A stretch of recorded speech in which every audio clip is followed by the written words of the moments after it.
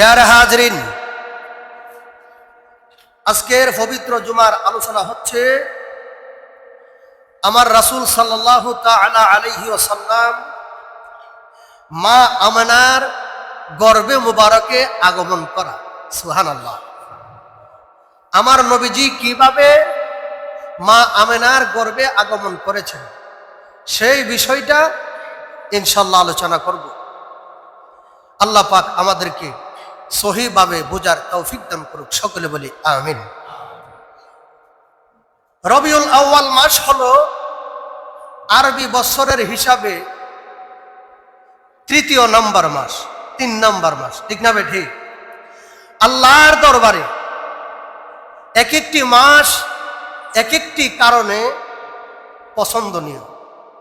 যেমন পবিত্র মাহে রমজান মাস কুরআন নাজিলের মাস হিসাবে আল্লাহর দরবারে অতি সম্মানিত। তদ্রূপভাবে এই রবিউল আউয়াল মাস আমার নবীজি এই পৃথিবীতে শুভ আগমনকে কেন্দ্র করে এই রবিউল আউয়াল মাসের গুরুত্ব অনেক। সুবহানাল্লাহ। প্যারা হাজরিন,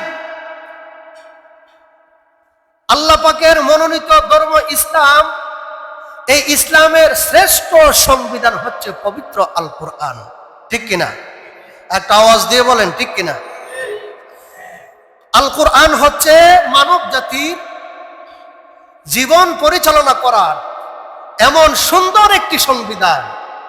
এই সংবিধান আল্লাহ পাক এই পৃথিবীর জমিনে অসংখ্য অগণিত নবী এবং রাসূল প্রেরণ করেছেন, তাদেরকে তাদের ধর্মগ্রন্থ দিয়েছেন, কিন্তু এমন সংবিধান যেটা এমন ভাবে স্বয়ং সম্পূর্ণ, এই সংবিধান অন্য কোন নবীর উপরে দান করেন নাই।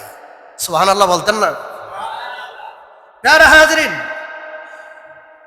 এই পবিত্র কালামে পাকের বরকতে যেমনি ভাবে রমজানুল কারীম, পবিত্র রমজান মাস সম্মানিত, আমার নবীজিকে এই রবিউল আউয়াল মাসে পৃথিবীতে গমন করাইয়েছেন বিদায় এই রবিউল আউয়াল মাসেরও মর্যাদা অনেক বেশি। সুবহানাল্লাহ। প্যারা হাজরিন, এই রবিউল আউয়াল মাস আসলে নবীজির আগমনে উম্মতি মুহাম্মদীদেরকে খুশি উদযাপন করার জন্য আমার আল্লাহ তাগিদ দিয়েছেন। সুবহানাল্লাহ বলতেন না? আল্লাহ পাক বলেন, কুল বিফাদলিল্লাহি ওয়া বিরহমাতিহি ফাবিযালিকা ফালইফরাহু হুয়া খায়রুম মিম্মা ইয়াজমাউন। হে পৃথিবীর মানব জাতি, আমি আল্লাহ আমার নবীর মাধ্যমে তোমাদেরকে জানিয়ে দেই, তোমরা শোনো। আমি আল্লাহ তোমাদেরকে যে সমস্ত নিয়ামত দিয়েছি, সমস্ত নিয়ামতগুলি আমার নবীর বরকতে দান করেছি। সুবহানাল্লাহ বলতেন না? নবীজির বরকতে সমস্ত নিয়ামত আল্লাহ পাক আমাদেরকে দান করেছেন, এবং আল্লাহ বলতেছেন ওই সমস্ত নিয়ামতের মধ্যে সর্বোত্তম নিয়ামত আমার নবীজির আগমন ঘটানোর মাধ্যমে আমার নবীজিকে দান করেছি। আমার নবীজি স্বয়ং তোমাদের জন্য আমার পক্ষ হতে উত্তম নিয়ামত। সুবহানাল্লাহ বলেন। আমার নিয়ামত পাওয়ার পরে তোমরা শুকরিয়া আদায় করো এবং এই নিয়ামতের মাধ্যমে তোমরা খুশি উদযাপন করো, আনন্দ করো। সুবহানাল্লাহ বলতেন না? এই কথা কে বলছে? আমার আল্লাহ পাক বলছেন। প্যারে হাজরিন, হযরতে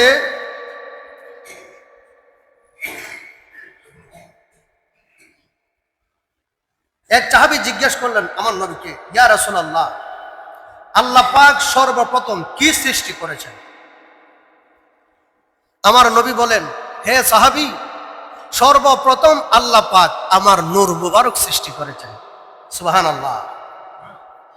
আমার নূর মুবারক যখন সৃষ্টি করেছেন, খলাকতু মুহাম্মাদান মিন নূরি ওয়াজহি, আল্লাহ পাকের কুদরতি চেহারা মুবারকের নূর মুবারক থেকে আল্লাহ পাক আমার নবীজির নূর মুবারক সৃষ্টি করেছেন। সুবহানাল্লাহ।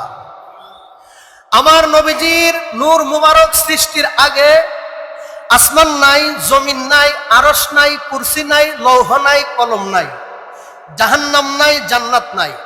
আগুন নাই, পানি নাই, বাতাস নাই, মাটি নাই, নাই নাই কিচ্ছু নাই, একমাত্র আমার নবীজির নূর মুবারক আল্লাহ পাক সৃষ্টি করেছেন। সুবহানাল্লাহ।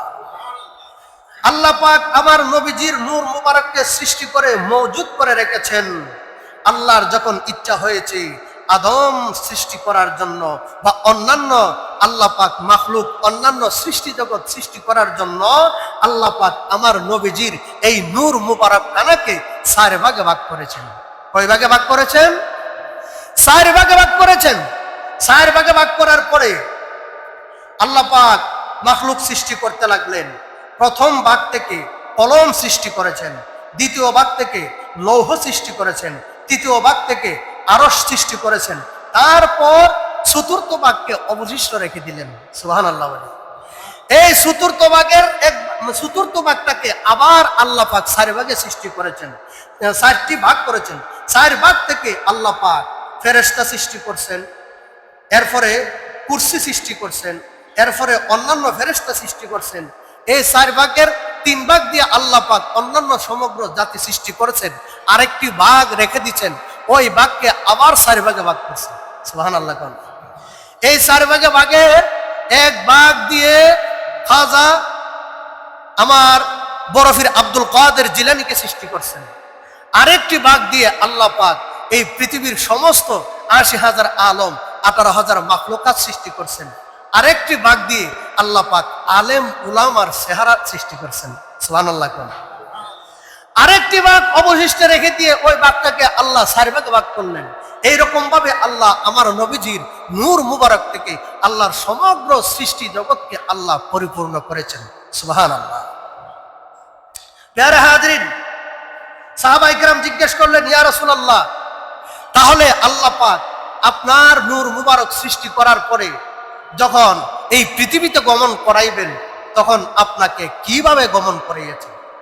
সুবহানাল্লাহ বলে আমার নবী পাক দুজাহান 1500 বছর আগে সাহাবায়ে কেরামদেরকে বলেন, হে আমার সাহাবায়ে কেরাম শোনো, আমার নূর মুবারক সর্বপ্রথম বাবা আদমের পেশানির মধ্যে দিয়েছে।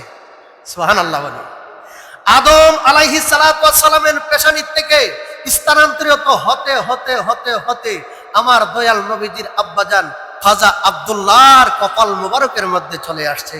সুবহানাল্লাহ। আমার বাবাজিরা, ও প্রাণের মুসল্লিরা, গভীর মনোযোগ, আসুন সামনে যাই, বিষয়টা ক্লিয়ার হয়ে যাবে। আমার নবী পাককে আল্লাহ পাক যেইভাবে এই পৃথিবীর জমিনে প্রেরণ করেছেন, আমার নবীজির আব্বাজানের নাম হচ্ছে খাজা আব্দুল্লাহ, আম্মাজানের নাম হচ্ছে আমেনা, আমার নবীর দাদা জানের নাম হচ্ছে খাজা আব্দুল মুত্তালিব এবং নানা জানের নাম হচ্ছেন খাজা আব্দুল ওয়াহাব বিন আব্দুল মান্নাফ। সুবহানাল্লাহ। নবীজির নানা জানের নাম হচ্ছে আব্দুল ওয়াহাব বিন আব্দুল মান্নাফ। আমরা যেই নামটা প্রসিদ্ধ জানি, নবীজির নানা জানের নাম আব্দুল মান্নাফ হিসাবে জানি, ঠিক না বেঠি? প্যারা হাজরিন, আরবের জমিনে আমার নবীজির আব্বাজানের মতন এমন সুদর্শন পুরুষ আর ছিল না। সুবহানাল্লাহ বলতেন না? নবীজির আব্বাজানের মতন এমন সুদর্শন পুরুষ আরবের জমিনে আর কেউ ছিল না। আমার নবীজির আব্বাজানের চেহারা মুবারক যেই দেখতো তার কল্যাণ হয়ে যেত। শুধু তাই নয়, আরবের ধনাঢ্য পরিবারের আপনার রাজা বাদশার মেয়েরা আমার নবীজির আব্বাজানের দিকে তাকাইলে তারা পাগল হয়ে যেত। সুবহানাল্লাহ বলেন না? কেননা অন্যান্য নবীদের গ্রন্থ, তাওরাত কিতাব বলেন, জাবুর কিতাব বলেন, ইনজিল কিতাব বলেন, ওই সমস্ত কিতাবগুলিতে বয়ান দিচ্ছেন আল্লাহ পাক আমার নবীজির আব্বাজান যিনি, উনি যে আমার নবীজির আব্বা হবে, সেই বিষয়টা ওনার কপালে যে আমার নবীজির নূর মুবারক বিরাজিত, সেই বিষয়টা আল্লাহ পাক অন্যান্য আসমানি কিতাবের মধ্যে ঘোষণা দিয়েছেন। সুবহানাল্লাহ। এবং আমার নবীজির আম্মাজান যিনি হবেন হযরতে মা আমেনা, এই বিষয়টাও আল্লাহ পাকের আসমানি অন্যান্য নবীদের উপর যে নাজিল করেছেন, সেই সমস্ত কিতাবের মধ্যে আল্লাহ ঘোষণা দিয়েছেন। সুবহানাল্লাহ। আমার বন্ধুরা, আমার নবীজির আব্বাজান যখন এই আরবের রাস্তা ধরে হাঁটতেন, আরবের মহিলারা আমার নবীজির আব্বাজানের দিকে তাকিয়ে তারা হতবাক হয়ে যেতেন। এমন সুন্দর সুদর্শন পুরুষ আরবের জমিনে আর কেউ হতে পারে না। সুবহানাল্লাহ। হে বন্ধুরা, আমার নবীজির আব্বাজান খাজা আব্দুল্লাহ যখন আরবের জমিনে ব্যবসা করতেন, খাজা আব্দুল মুত্তালিব উনার বন্ধু ছিলেন আব্দুল ওয়াহাব বিন আব্দুল মান্নাফ। আমার নবীজির নানা এবং দাদা তারা পূর্ব থেকেই তাদের বন্ধুত্ব ছিল। সুবহানাল্লাহ। আমার নবীজির দাদা খাজা আব্দুল মুত্তালিব তখন আল্লাহর খানায় কাবার মুতাওয়াল্লি, ব্যবসার কাজ আমার নবীজির আব্বা খাজা আব্দুল্লাহকে বুঝিয়ে দিয়ে তখন তিনি আল্লাহর খানায় কাবার খেদমতে নিয়োজিত হয়ে গেলেন। সুবহানাল্লাহ। যেই মাত্র খাজা আব্দুল্লাহকে সমস্ত ব্যবসার দায়িত্ব বুঝিয়ে দিলেন, এই ব্যবসা পরিচালনা করতে গিয়ে আমার নবীজির নানা আব্দুল ওয়াহাবের বাড়িতে হঠাৎ একদিন আমার নবীজির আব্বাজান চলে গেলেন। সুবহানাল্লাহ। যেই মাত্র খাজা আব্দুল্লাহ আমার নবীর নানা আব্দুল ওয়াহাবের বাড়িতে গেলেন ব্যবসার কার্যে কথাবার্তা বলার জন্য, পরামর্শ করার জন্য, পর্দার অন্তরাল থেকে আমার নবীজির আম্মা আমেনা খাজা আব্দুল্লাহর দিকে একটু নজর করে তাকাইলেন। সুবহানাল্লাহ। সেই মাত্র খাজা আব্দুল্লাহর দিকে একটু নজর করে তাকাইলো, তাকায় দেখে খাজা আব্দুল্লাহর কপাল মুবারকের মধ্যে আমার নবীজির নূর মুবারক ঝলমল ঝলমল করতেছে। আমার নবীজির নূর মুবারক আমার নবীজির আব্বা খাজা আব্দুল্লাহর কপাল মুবারকের মধ্যে ঝলমল করে। মা আমেনা পর্দার আড়াল থেকে একটু তাকিয়ে দেখছেন। যেই মাত্র তাকিয়ে দেখলেন, পর্দার অন্তরাল থেকে মা আমেনার দাসীদেরকে বলল, এ আমার দাসীরা, যাও যাও এই মুহূর্তে আমার আব্বাকে গিয়ে বলো আপনার কন্যা আমেনা আপনাকে তালাশ করেছে অন্দর মহলে যাওয়ার জন্য, আপনার সাথে কথা বলবে। আল্লাহু আকবার কোন। যেই মাত্র মা আমেনা আমার নবীজির নানাকে তালাশ করলো দাসীর মাধ্যমে, দাসীরা আয়েশা বলতেছেন, হুজুর আপনার কন্যা আপনাকে তালাশ করছে, এই মুহূর্তে আপনি অন্দর মহলে যাওয়ার জন্য, আপনার সাথে কথা বলবে। যখন আমার নবীর নানা আব্দুল ওয়াহাব অন্দর মহলে গেল, মা আমেনা ডাক দিয়ে বলে, আব্বা আমার জীবনে তো আমি আপনার কাছে কোনো কিছুই চাই নাই, আব্বা আজকে একটা জিনিস চাইব, তুমি দিতে পারবানি? সুবহানাল্লাহ। আব্দুল ওয়াহাব ডাক দিয়ে বলে, মা আমেনা তুমি ছোট থেকে এত বড় হয়েছ, লালিত পালিত করেছি, কোনোদিন তো তুমি কোনো বাইনা ধরো নাই, এমন গুরুত্ব দিয়ে তো কোনোদিন তুমি কোনো কিছু আমার কাছে চাও নাই, আজকে বলতেছো একটা জিনিস চাইবা, সেই জিনিসটা আমি দিতে পারবো নি। মা আমার যত সয় সম্পত্তি আছে সব কিছুই তো তোমার জন্য গো মা, আর তুমি কি চাও যদি আমার সাধ্যের ভিতরে থাকে তাহলে আমি দেওয়ার চেষ্টা করব, তুমি কি চাও চাওয়াটা আমার কাছে বলো। আল্লাহু আকবার। বলতেছে, আব্বা আমার গরজ একটা যুবক ছেলে, এই ছেলেটার নাম কি? বলতেছে খাজা আব্দুল্লাহ। বাড়ি কই? মক্কা শরীফে। কি করে? ও ব্যবসা করে। বাপের নাম কি? আরে আমার বন্ধুর ছেলে, আব্দুল মুত্তালিবের ছেলে। সুবহানাল্লাহ বলতেন না? আব্বা একটু জিজ্ঞেস করেন না এই ছেলেটা বিয়ে করছেন? আল্লাহু আকবার কইতেন না? এবার বলতেছে, আব্বা একটু জিজ্ঞেস করেন ছেলেটা বিবাহ করছেনি? আব্দুল ওয়াহাব আমার নানা, আমার দয়াল নবীজির নানা আসিয়া বলতেছে, এ আব্দুল্লাহ আজকার ব্যবসার হিসাব পরে হবে, তোমার সাথে কিছু পার্সোনাল কথা আছে, বলা যাইবনি। বলতেছেন, ও আমার চাচা আপনার সাথে তো আমার আব্বার আগেই পূর্বই বন্ধুত্ব ছিল, আপনারা গভীর বন্ধুত্ব তার মানুষ, আপনার আমার আব্বার সাথে সম্পর্কতা থাকার কারণে আমি ব্যবসার কার্য আপনার সাথে পরিচালনা করি। ও বাবা আপনি কি বলবেন বলেন, আপনার হুকুম আপনার কথা আমি শুনতে রাজি আছি। সুবহানাল্লাহ। বলতেছে, আব্দুল্লাহ আমি তো জানি তুমি বিয়ে করছো না, তোমার জিজ্ঞাই তুমি কি বিবাহ করছো? আমার নবীরা আব্বা আব্দুল্লাহ বলে, চাচা না, এখনো বিয়ে করি নাই। সুবহানাল্লাহ। তুমি কি বিয়ে করবে? বলতেছে আমার আব্বা যে জায়গায় বিবাহ আমার করায় আমি সেই জায়গায় বিবাহ করব। সুবহানাল্লাহ। আমার একটা মেয়ে আছে, তুমি কি দেখছ? না আমি দেখি নাই। তুমি কি দেখবা? না আমি দেখতে চাই না। আমার আব্বা আমার যেই জায়গায় বিবাহ করাইবে আমি সেই জায়গায় বিবাহ করব। সুবহানাল্লাহ। বলতেছে হে আব্দুল্লাহ, তোমার কথা বুঝতে পেরেছি, তবে আমি তোমাকে একটা চিঠি লিখে দিব, তুমি সেই চিঠিটা নিয়ে যাইতে পারবানি? সুবহানাল্লাহ। বলতেছে চাচা আপনি চিঠি দিবেন, এতে তো কোনো সমস্যা নাই, আপনার চিঠিটা আমি নিয়ে যেতে পারবো, তবে কি করতে হবে? বলবে আমার দোস্ত খাজা আব্দুল মুত্তালিবের হাতে চিঠিটা পৌঁছিয়ে দিবে। যেই মাত্র আমার নবীর নানা আব্দুল ওয়াহাব একটা চিঠি লিখলেন, চিঠির মধ্যে তাদের গোপনীয় কথা লিখলেন। এই কথা লেখার পরে চিঠিটা আমার নবীর আব্বা আব্দুল্লাহর হাতের মধ্যে দিলেন। যেই মাত্র দিলেন তিনি আর দেরি করলেন না, তৎক্ষণাৎ ওই দেশ থেকে রওনা করলেন। আস্তে আস্তে আসিয়া দেখে আমার নবীর যে দাদা খাজা আব্দুল মুত্তালিব আল্লাহর খানায় কাবার মধ্যে বসে আছে। সুবহানাল্লাহ। খানায় কাবায় আসিয়া বলতেছে আব্বা, আপনার একজন বন্ধু আছে না আব্দুল ওয়াহাব বিনতে আব্দুল মান্নাফ, উনার বাড়িতে গেছিলাম ব্যবসার কাজে। আজকে ব্যবসার হিসাবপত্র বাদ দিয়া আমারে কিছু আচানক কথা বলছে আর একটা চিঠি আপনার কাছে দিছে, নেন আপনার আমানত আপনি নেন। সুবহানাল্লাহ। আমার নবীজির দাদার হাতের মধ্যে যখন চিঠিটা দিল, খাজা আব্দুল মুত্তালিব এই চিঠি খুলে দেখে বলতেছে এ আমার বন্ধু, আপনার সাথে তো আমার একটা চুক্তি ছিল। কি চুক্তি? আপনার একটা যে কোনো একজন সন্তানের সাথে আমার কন্যা আমেনার বিবাহ তুমি দিবা।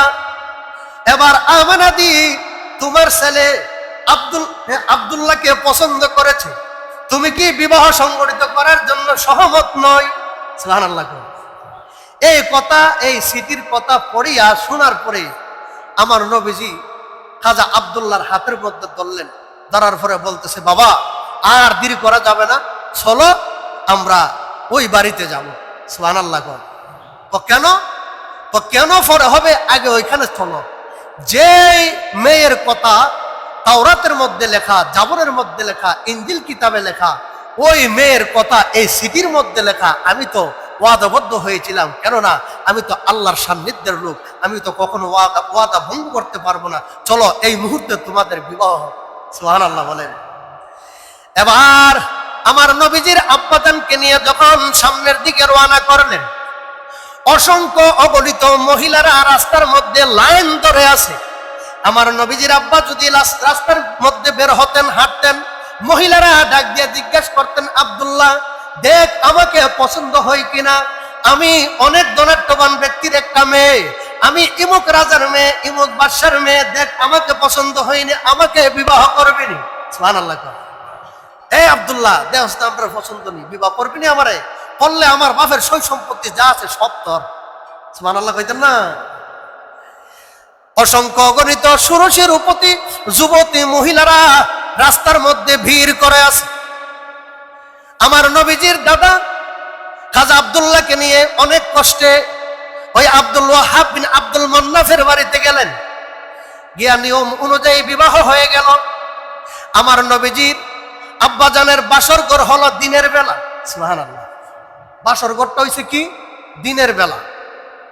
যখন বিবাহ করে নিয়ে আসছে মা আমেনাকে, এই বাসর ঘরের মধ্যে যখন ঢুকলো, বাহির থেকে দরজার মধ্যে মহিলারা খালি ধাক্কায়, আব্দুল্লাহ একটু বাহিরে আসো তোমাকে দেখতাম, আব্দুল্লাহ একটু বাহিরে আসো তোমাকে দেখতাম। মহিলারা খালি দরজার থেকে ধাক্কা মারে। এবার মা আমানা ঘরের ভিতর থেকে বলে কি মহিলারা কেন ধাক্কা? বলতেছে আমার একটু দেখার জন্য। এবার আব্দুল্লাহ যখন দরজা খুললেন, দরজা খোলার পরে দেখতেছেন অনেক মহিলা লাইন ধরে আছে। তারা বলতেছে আব্দুল্লাহ আমাকে বিবাহ করবেনি, আমাকে বিবাহ করলে আমার বাবার সই সম্পত্তি সব তোমাকে দেওয়া হবে, আমি ইমুক রাজার মেয়ে। সুবহানাল্লাহ বলেন। এই কথা যখন বলতেছে, মা আমেনা খাজা আব্দুল্লাহকে টান দিয়া ঘরের ভিতরে নিয়ে দরজা আটকাইয়া একটু জড়িয়ে ধরছে। জড়িয়ে ধরার পরে আব্দুল্লাহর কপালের মধ্যে মা আমেনা একটা সুমা দিছে। আল্লাহু আকবার বলেন। যেই মাত্র সুমা দিছে, সুমা দেওয়ার সঙ্গে সঙ্গে মা আমেনার সমস্ত শরীরটা একটা নূরের ঝলক মারছে। সুবহানাল্লাহ।